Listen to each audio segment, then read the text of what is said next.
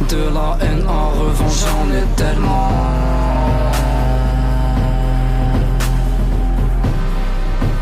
Et je comprends pas pourquoi on comprend pas. T'es seul dans le... Okay, guys, numbers are in. It's not looking good for us right now. He's right. We're down billions. None of our ads or promotions are working. Okay, we're just going to brainstorm, rapid fire, no wrong answers. What do we got? What if we did like a buy one, get one free every day of the week? Not a terrible idea. What else we got? Well, what if we started advertising more on social media platforms? That's actually not a bad idea. Anybody else? Hear me out. What if we do another commercial, but we just put the call out for like random people to be in it? That's actually not a bad idea. What would like these people look like? First thing to pop into my mind, super random. What if we did like Muslim people maybe like wearing hijabs or something like that? That's a really good idea. I think that's exactly how we're gonna win everyone back. Is there room for one more idea? Yeah, what do you got? Well, this might be like a little far-fetched, but like what if we helped people in refugee camps in condemned genocide? Yeah, you know, we'll put a pin in it. Let's try the commercial first, and then we'll maybe circle back around. I'm just saying it might like get some of our customers back, and we could maybe take it a step further and support the unions. So tell me more about this commercial. I've been surveilling satellite images of Gaza, and a few days ago I produced some satellite images, a man-made line being created through Gaza. This was Gaza in September. The urban fabric looks natural. I have gone through satellite images of Gaza for the past 10 years, and Gaza has always looked like this. This is Gaza today. This is a man-made line that has been created by Israel, dividing Gaza in half. I posted a video of my discovery. Many people likened this to the Ben Gurion Canal. After 2 days of the video going viral, many people suggesting that this is the Ben Gurion Canal. The Ben Gurion Canal project Wikipedia page was removed. I don't know why this page has been removed. It doesn't exist anymore on Wikipedia. I definitely think the removal of this Wikipedia page is very suspicious. This is the proposed Ben Gurion Canal project going through Gaza all the way into the Red Sea. And this is where this line has showed up, right in the middle of Gaza. Now, I'm not saying that this is the Ben Gurion Canal. I don't know. But this line that has suddenly been erected out of thin air is literally so huge. If you compare this line to the rest of the buildings in blue, this is a whole city in blue, and these are all tiny buildings.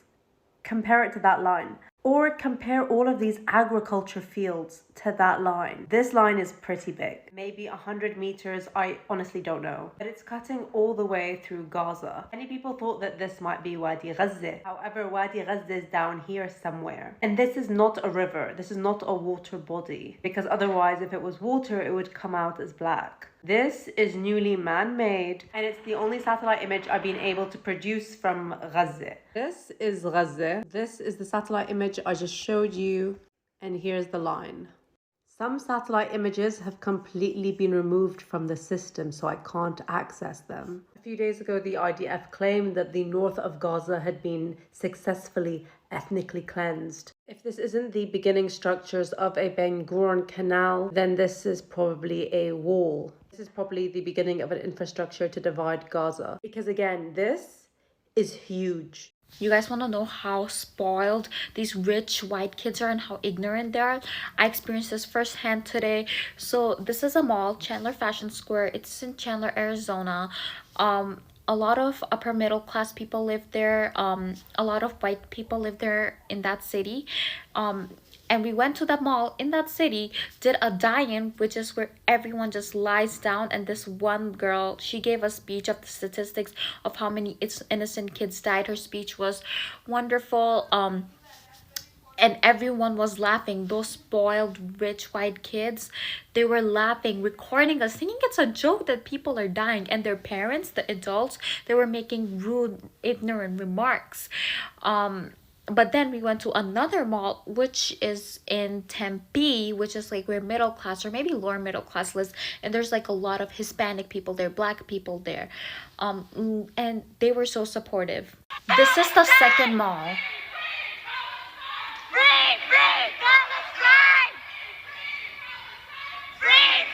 Now, the second mall that I just showed you, once again, there's a lot of people of color there, lower middle class people, a lot of Hispanic people there, a lot of Black people there. and they were really supportive. They even started chanting, doing this, and joined our protest, like marching with us. But in Chandler Fashion Square, which is where all the privileged, rich, white kids live, they thought it was funny. They've not been through shit. Like, they're so unaware. Like, they were recording us laughing. Like, I don't understand. Like, how is it funny that people are dying? I was in tears. Like they were like laughing. They were recording us thinking it's a joke that innocent people are dying. I feel bad for all those rich, spoiled brats, how ignorant they are, that they think it's funny that innocent little kids are dying. But like at the other mall, you could clearly see the difference. All those people of color, all those lower middle class people, they joined our protests. They knew what we were saying. But I just want to say, humanity has failed. Shame on you guys. This is the last point we can reach from the beach road. Just trying to remember the days I was like ride in the car and go to Gaza City to drink the cafe. I'm now seeing the city burned and the smoke, flames is all over the sky. Those poor children in Congo who are being forced to mine, it's terrible. I agree, free the Congolese people. And they don't even know why they're mining. You think they know what iPhones are? You think they know what laptops are? Oh, those poor kids. Yes, it's very... We have iPhone and laptop in Congo. We know why we are mining. We are just being forced to do it. You think they know what a microwave is? They use the sun to heat up their food. Those poor monkeys. Madame. Okay, so 2 days ago, I got my ass up at 6 a.m. so I could make it to Dallas City Hall by 8:45 a.m. for a meeting starting at 9 a.m. where the Dallas Anti-War Committee would be asking City Council to call for a Kusitisha Mapigano in watermelon country. And when I was thinking back to how that meeting went, I found another parallel to the Hunger Games that isn't on the current glittery bingo card but will definitely make draft 2. So welcome to a bonus episode of Pan Am Watermelon Bingo using code words and words in Swahili because the Kudibiti has hit my page. Today's bonus bingo box is thank you for your consideration. So we all filed into the meeting room at about 9 a.m. Behind me, an organizer explained that our proposition wasn't on the topic for today. We were just here to support them adopting it. I mean, it's not like this is too foreign for Dallas City Council, since on October 11th, they voted to condemn the Chickpea Group and reaffirm Blue Star Country's right to defend itself. Watermelon supporters literally filled every seat to the point that there was like an entire crowd outside in the overflow room. But for the longest time, the city council members were just talking amongst themselves. They were wearing ugly Christmas sweaters, out of their seats, seemingly having a grand old time. I thought they were waiting for some council members to show up until at 9:42, someone in the audience shouted, "Sit down and do your fucking job," to raucous applause, at which point they all did just that. And I was thinking, wait, were they just gonna have social hour until we said something? So yeah, they finally started the meeting 42 minutes late.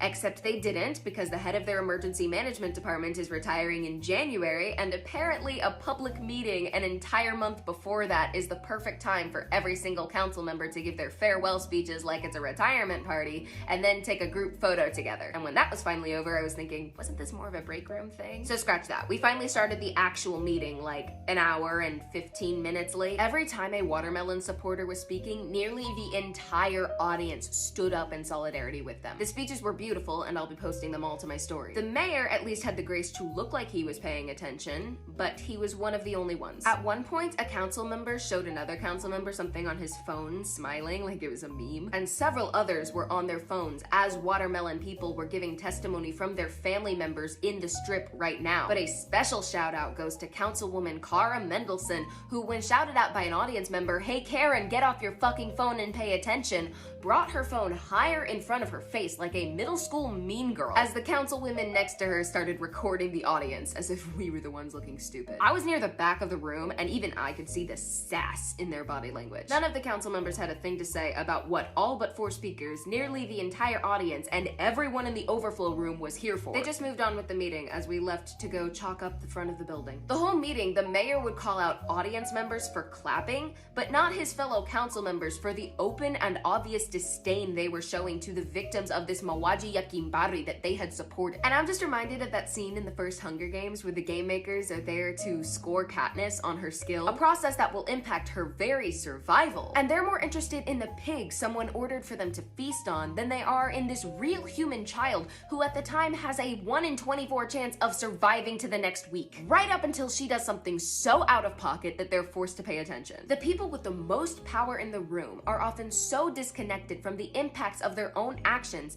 that we have to scream at them to get them to even think about it. And even when we do, money and power often scream louder. That's why while the stories and facts spit at that meeting are important, they're not going to be what changes the policy. To do that, we have to make it impossible to justify the cost of the game makers didn't let both Katniss and Peeta live because they were finally convinced of the value of young human lives. They let them both live because if they didn't, they weren't having a winner that year, and that wasn't worth it. Katniss's resistance, like all nonviolent resistance, was an implicit threat. So it doesn't really bother me that the Dallas City Council didn't look at all touched or appealed to by our speaker's arguments, because that wasn't the point. The point was showing them how many people would remember their decision the next time they had an election to win. And Kara, the odds are not in your favor.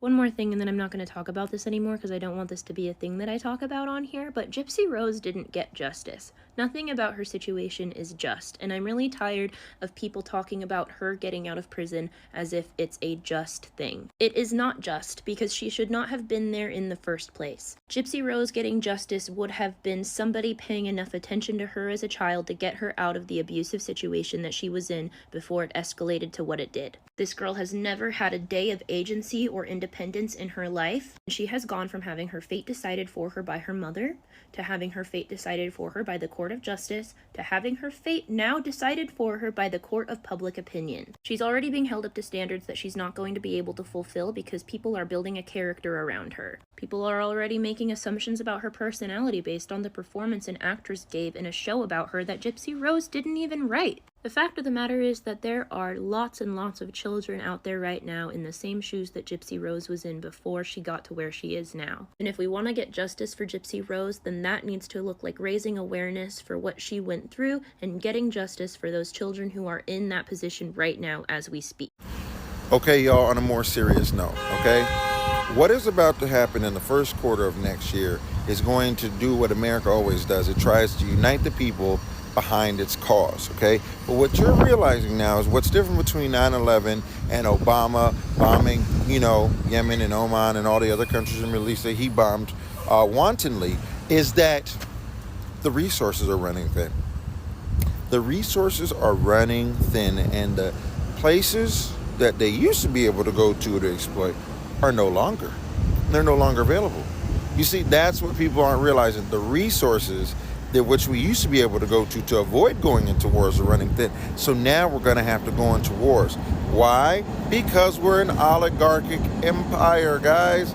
We need to please our corporate overlords. I need you guys to realize it. And I'm not a conspiracy theorist, guys. I'm not a conspiracy theorist at all. But I'm observant enough to recognize the patterns of what America does when they're doing the fuck shit that they do, okay? Every time they use a bullshit excuse to go into another country and take its resources. But now they're not even doing that anymore. They don't even care. They're just doing it. They're going all in. Bro, why do you think that it's important for us to be giving Ukraine so much money? Why do you think that is? Because we're in a proxy war with Russia, and they've had a dick measuring contest since, World War II, when the Russians actually saved the day and Americans were the last to join. Okay, fine, whatever, right? What was going on in 2001 before Bush caused 9/11? What was going on before that? Does anyone know? Anybody? Remember? Go look it up. Go research what was happening in America before 9/11, okay? So there's that. So now we got that. We got Obama bombing the Middle East to smithereens. We got Bush. Go back and look at what Clinton was doing. Clinton, the quote-unquote first black president, which, honestly, was really insulting. I don't know why it was such a commonly fucking joked about thing, but whatever. All I'm saying is just watch what happens. They're going to do some bullshit to try and unify us to go into the interests of the corporate overlords. And I don't want you guys to be surprised. I don't want you to be confused. I don't want you to be shocked. I want you to know that this is what America does. And since the resources around the world are running dry because we keep doing it for profit, right? And we keep eliminating populations and cultures and societies, just remember that, okay? That's all I'm saying. This won't get as many views. I don't expect it to, but I'm telling you, I've paid attention. I've watched the trends, and that's what's going to happen in the first quarter. I wouldn't be surprised. مرحبا شو اسمك؟ ميس شو جبتي لي؟ هدية؟ ليش جبتي لي إياها؟ هيك بس لله في لله؟ طيب ميس من وين جبتيها؟ من وين؟ من برا من الشارع. من الشارع بكم؟ 5 شيكل. شكرا محلاها. بكرة بدي أجيب لك أنا هدية، بكرة بتمري هن ماشي؟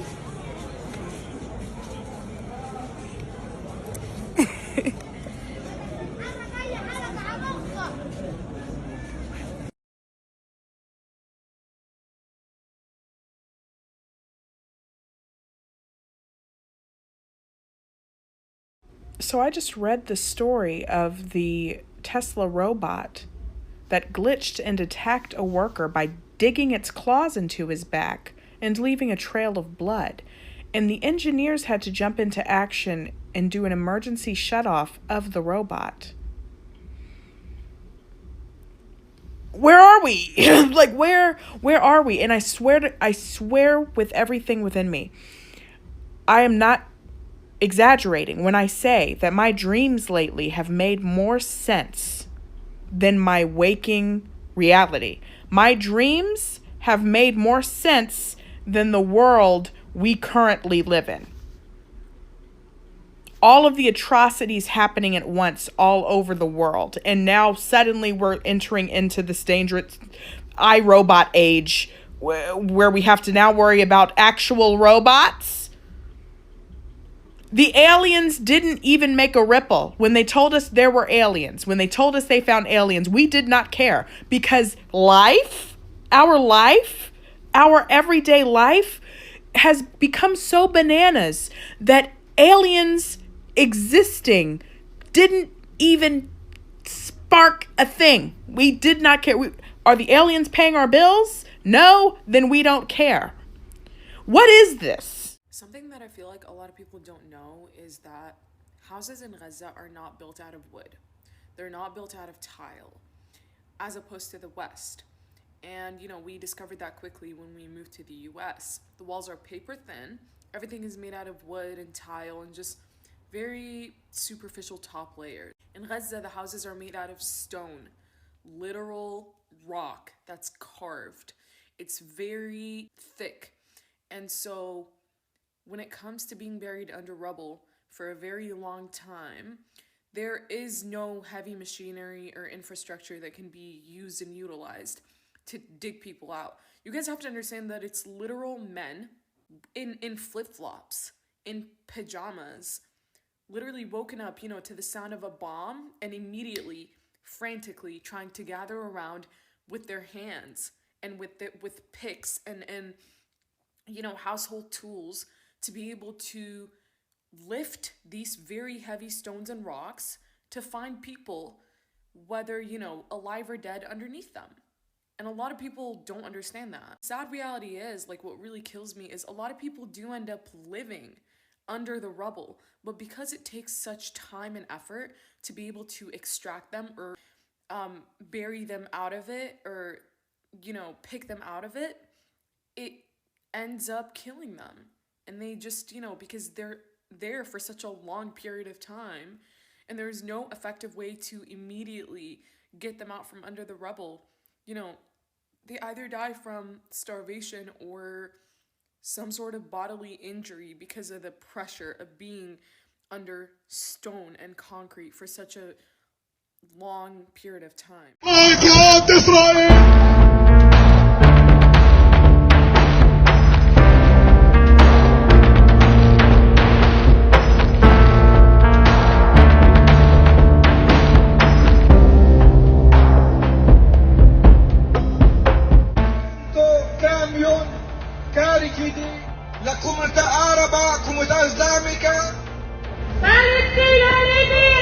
Palestina libera!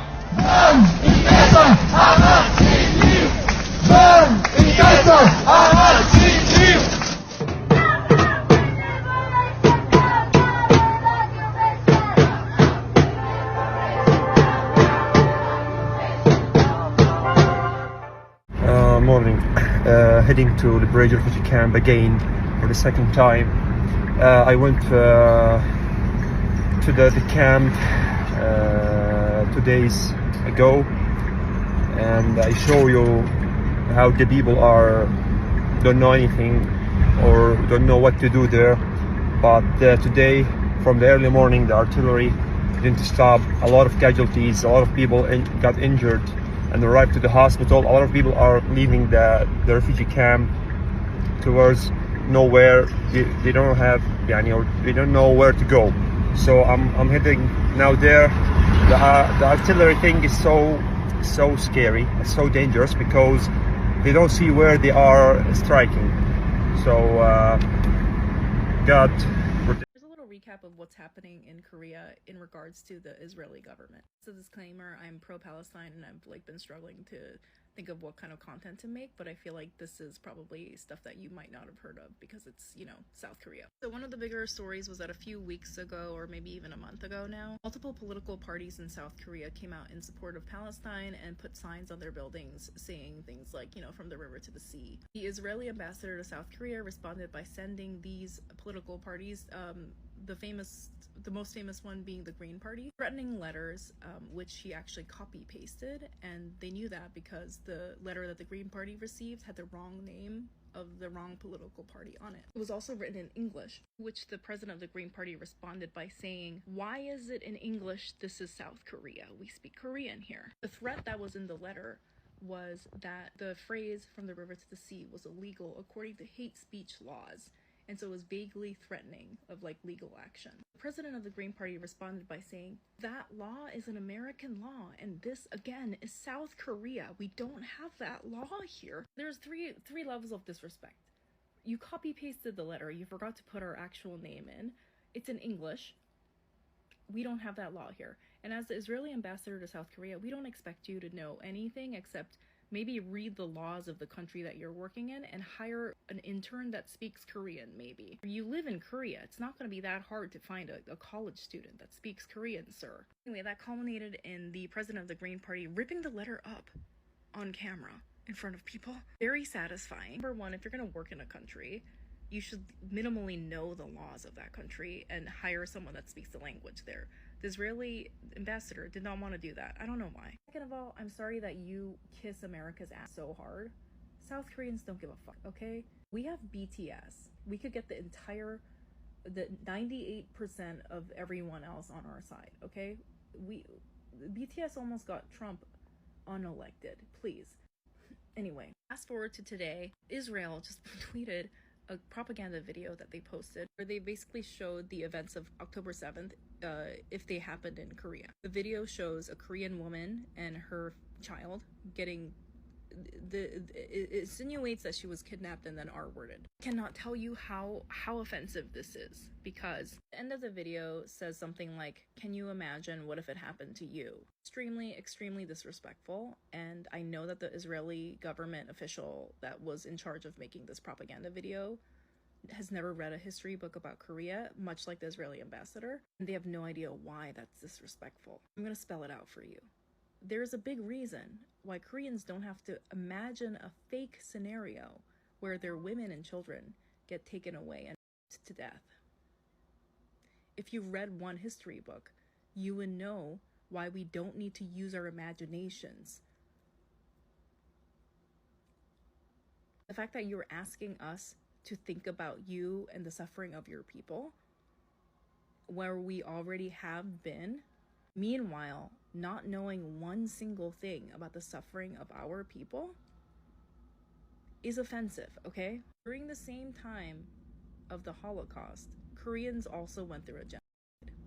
It's apparent to me that the Israeli officials that work in Korea have no idea that this has happened. Japanese imperialism killed twice as many people as the Holocaust. You want us to imagine what it feels like to be you. but we've already been through all of the same things. And it's hurtful that you don't know that we've also been through the same things. If you are in charge of creating propaganda and you're not researching the people that you're like targeting, you are harming yourself and you are doing the exact opposite of what you're trying to do. Anyway, Israel deleted that tweet, obviously, because one person that saw it probably told them, hey, this is really up. But maybe if you were an Israeli diplomat and you work in South Korea, that it was your job to know that. Oh yeah, it's super embarrassing how the Israeli government is failing in South Korea, but I wanted to add the resources to all the news stories that I was talking about in the other video. This is the tweet that has a link about the story of the Green Party president ripping up the letter from the Israeli ambassador to South Korea because it was so disrespectful. The letter was written in English. It threatened legal action because the Green Party said from the river to the sea, Palestine will be free. And the Israeli ambassador says that that goes against American hate speech laws. And the Green Party president was like, well, this is Korea, so I'm going to rip up this letter. You know what I mean? This is the actual letter if you want to read it. It's fucking comical levels of incompetence. They got Michael Scott as the Israeli ambassador to South Korea, apparently. I really love where they forgot to change Justice Party when they copy-pasted the letter. That's really the icing on the cake with this. Clown car levels of incompetence, my friend. Last but not least, I'm going to share the propaganda video that Israel paid to have air in South Korea that they immediately deleted because of the backlash, because nobody in the Israeli government that works in South Korea realized that they should not show images of Korean women getting kidnapped and R-worded because of our history. Anyway, they deleted this video, but here it is in all of its horrible corniness.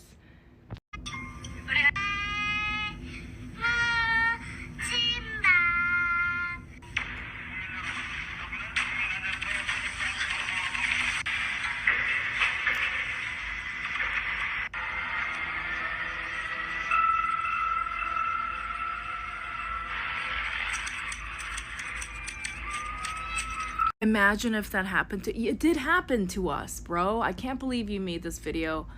Honestly, this would be funny if it wasn't so shockingly, horrifyingly incompetent and disrespectful and just grotesque. This is violence fetish adjacent content. I'm so glad they immediately deleted it. My God, the level of failure that they're doing in South Korea is astonishing to me. And yes, very embarrassing. Did you know that 20,000 ethnic Koreans died in one day in Hiroshima? Probably not a lot of people know, because I only recently found out as well, and I'm Korean. And no, those weren't immigrants in Hiroshima that had gone over to work. Those were forcibly taken Koreans by Imperial Japan. So in a recent video that went viral where I talked about Japanese colonization, quite a few Japanese nationalists and Japan stans came in my comment section and said, are you trying to justify the nuclear bombs? No, because my people died in Hiroshima too. Like, I didn't say those were good, ever. And it really irritates me. Therefore, a couple things. Number one, recently, the Israeli embassy in South Korea released a propaganda video to South Koreans, featuring South Koreans, as a hypothetical, what if October 7th happened to you? October 7th isn't the thing that happened to us, okay? What Israel is doing to Palestine is what happened to us. 20,000 ethnic Koreans killed in Hiroshima because of Japanese colonization. Okay, 20,000. That is the death toll that is being surpassed in Palestine. So you're asking us to hypothesize the completely wrong scenario at this point. The second thing that really irritates me about not only Japanese nationalists and Japan stands, but also recent events. And I'm talking recent as in like the past 10 years, right? People who are on the wrong side of a conflict, I find they say things they don't mean. And here's what I mean. The people who say all lives matter don't actually believe that all lives matter, because within all encompasses Black lives and brown lives. But the fact that all lives matter people only say that when someone else says that Black lives matter means you don't really give a shit about any life. And that's also the same for Zionists who bring up anti-Semitism. Like, you people have not given a shit about anti-Semitism before this. Like, I saw Stephen Fry's interview, and I have never heard that man speak up about anti-Semitism before this year, before that video. Because if you actually cared about anti-Semitism, you would be speaking out against Zionism, because Zionism is anti-Semitic. And don't take just my word for it.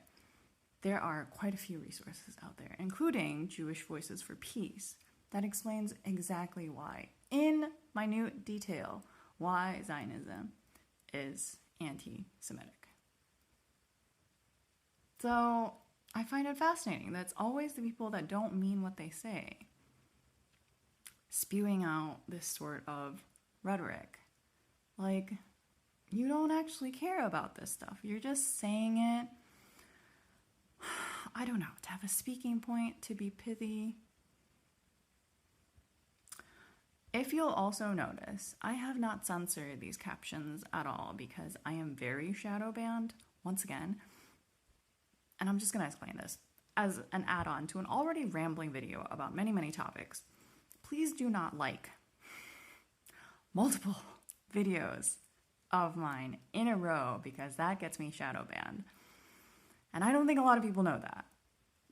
I always forget to make a separate video because I wrote a fanfic story about shadow banning and quite a few people commented, oh, I had no idea. Well, I'm shadow banned, so I don't really care. I'm not going to censor these captions. And in fact, it's something I'm contemplating from now on because I don't have a huge platform on here anyways. It drives me nuts to do doublespeak on my captions just to get around the censorship on this app. And I feel like I'm doing myself a disservice when it comes to archiving my stuff. So I'm just resigned to the fact that I'm never going to be a huge creator on here because I'm going to be too controversial all the time. I'm too much for society between my autism and the lupus and my quote-unquote radicalism, whatever. So from here on out, I refuse. And if that gets me censored, whatever. Again, like I said, I don't have a huge platform on here, and that wasn't the point of making this account. The point of making this account is for videos like this, where I have thoughts. I have many thoughts about many, many different things in the world, and I'd like to share them. And if just one person watches the video and either changes their mind or I introduce a new idea to them, then I've done what I wanted. That's it. So, like I said, this video is the reason why I started my account, because there's a lot I want to talk about. And if it rambles, it rambles. You are more than welcome to use 2x speed to get through. It's like 6 a.m. now. So I'm either gonna go sleep or write some more fanfic, and happy whatever day it is, because I'm unemployed and depressed, so I have no fucking clue at this point. Okay, bye. I've seen some rhetoric online, people sharing stories about how kind Palestinians are, and while I think it's great that people have had those individual experiences, I also want to talk about the nuance in rushing to do so. Because we see this time and time again, that black and brown people have to somehow justify the merits of their humanity and their personalities and their achievements in order to exist. And regardless of what Palestinians are like, as a culture, as a people, they are allowed to have peace in their lives.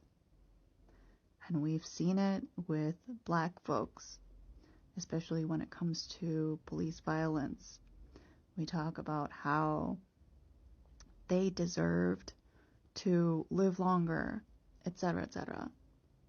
But regardless of what they achieved in their lives, they did not deserve any of the injustices coming their way.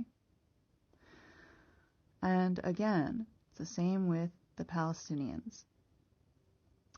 I think it's great that people have had good experiences, and the hospitality that I've been seeing videos of. But again, that shouldn't be your reasoning to fight for Palestinian freedom. Just being born as a Palestinian, that's merit enough for them to have their own lands and their own culture and peace. So I get why people are doing it. I myself am a storyteller, and it's quite a compelling story. And it's not just when it comes to these injustices, right? We see this especially in the US with cancer patients. And I think it's because we grow up seeing these commercials about how so-and-so didn't deserve this happening to them. But again, I want to discourage that type of thinking. Every single one of us doesn't need to justify our existence. So this is a plea for intersectionality. And I hope people don't take this as me muddying the waters in discourse. And if you do, that's less on me and more on you. Because intersectionality is still important. Again, we don't have to justify our reasons for being here and our need, our basic human needs for a roof over our heads and peace in our lives. Anyway, happy whatever day it is. I have not slept yet, so I think I'm gonna go do that now. Bye.